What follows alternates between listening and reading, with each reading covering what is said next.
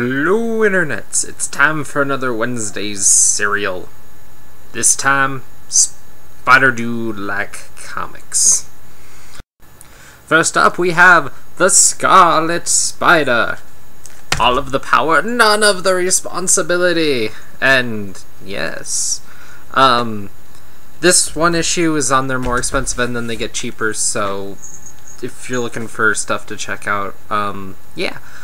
I found it interesting. I mean, they're kind of doing... This issue's a lot of summing up where the character was. Not so much that it's boring, but to be fair, it's the Spider clone that was the bad one and then had something taken away, and it's one of those Marvel continuity things that just make you go cross-eyed.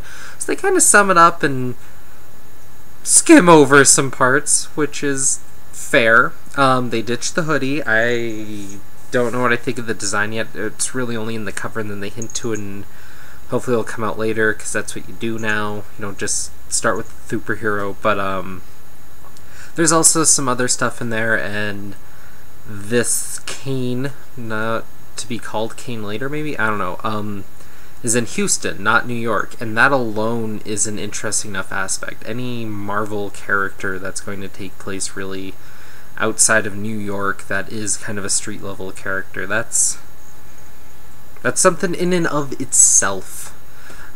So far it's been a lot of summary, but there's a lot of inklings of where this is going, and I'm interested. Whether or not I'm so interested after an arc, I'll let you know. But although the art's pretty cool, and you're seeing, who is it? Stegman doing a lot of cool stuff, and you can tell that he likes drawing the spider-like characters. Also, quick side note, the powers are a little different from Spider-Man's. He has natural bio webs, no spider sense. I think they're trying to take the idea of a street-level Spider-Man, make it even a little bit more knit-grit, which, yeah, makes some sort of sense, I guess. Yeah. Next up, Carnage USA. And I didn't read the original Carnage mini, but I read a lot of Carnage books back in the day. The art on this is very Photoshoppy and kind of weird. The writing's interesting, but I have to say this issue, unlike the first one, felt a lot more like a Spider-Man comic. This is going to sound weird for my followers, but I wish it wasn't. I'd rather have a Carnage book than another Spider-Man book. So that was kind of a... I'm probably going to see this miniseries through because it's still interesting. There's enough weird, oddball, dark humor that is going to work for me, but if I knew this was going to be running longer than 5 issues, I'd be more likely to duck out early.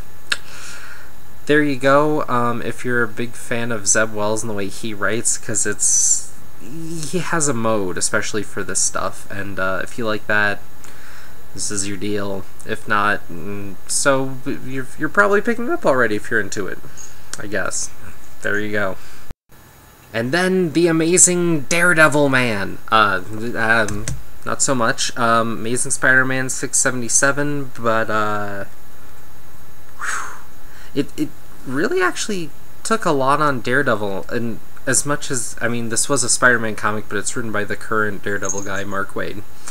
And it shows, but it's still written in an interesting way, and he takes a lot of the stuff going on with Slott stuff, though it kind of feels a little out of mode after the last issue, but that's not really a huge deal. It's just, I mean, whatever. It's kind of interesting because it's more just Spider-Man reacting to Black Cat and Daredevil, and you see Daredevil is a far more confident and in some ways it seems like realized character, and he's kind of more the man of mystery behind the mask, and plays it a lot cooler, which is interesting. Usually in these two, I mean, Daredevil's the more mature character, obviously, but usually they're paired more as equals, and in this one they kind of went out of their way to kind of put Daredevil in some ways in a more heroic or upper light, kind of making Spider-Man envious him, which is weird. Don't get me wrong, I mean, these are characters from roughly the same time period. Yeah, Spider-Man's more popular, but part of that reason is because he's more of the everyman, whatever. But at this point, Spider-Man is on the FF and the Avengers, and Daredevil just joined the Avengers, so it seems like Spider-Man would be more showing him the ropes. And you also have Peter Parker in a very prestigious position for one of the first times in his life. I'm not saying he'd be high on his hog, but he'd be more confident than he usually would have been. I'm not saying he wouldn't be looking up to Matt Murdock in any ways, and they kind of point out some of the reasons for that, but he seems kind of almost like a kid again, and it's...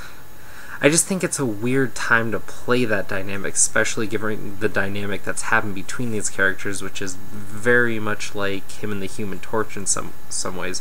Maybe they're trying to vary that up now that all these relationships are in a book every month now instead of the occasional team-up. Sign of the times. Picked up some other books this week too, but the last one I really want to talk about is Buffy. I saved it for last mainly because spoiler drop. There's a whole thing dealing with the whole, oh, Buffy destroyed the seed, wah-wah, and the issue kind of honestly wanders with her dreaming about the first Slayer, which is all cool and ties pretty well to the TV show, I guess, and talking about the past season of comics, but at the end they have her pregnant, and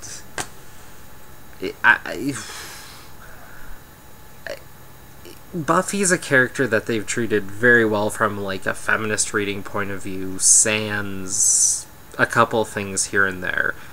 A couple of them kind of for comedic purposes, and I mean honestly some of those, I mean you could argue it's so she's not in some ways, you know, Peggy Sue, perfect character sort of, which up until now I feel the balance has been fine, but this, depending how they play it, could draw a line with something that pop culture feminist theorists talk about, not to get too haughty, but it's called the mystical birth. The idea that there's a lot of pregnancies that kind of end with some weird like episodic revelation, and it's all treated very whatever, which in some ways is fine if you're dealing with like a mystical character and the birthing as a metaphor, because birthing as a metaphor dates back to the first stories ever told, i.e. religion.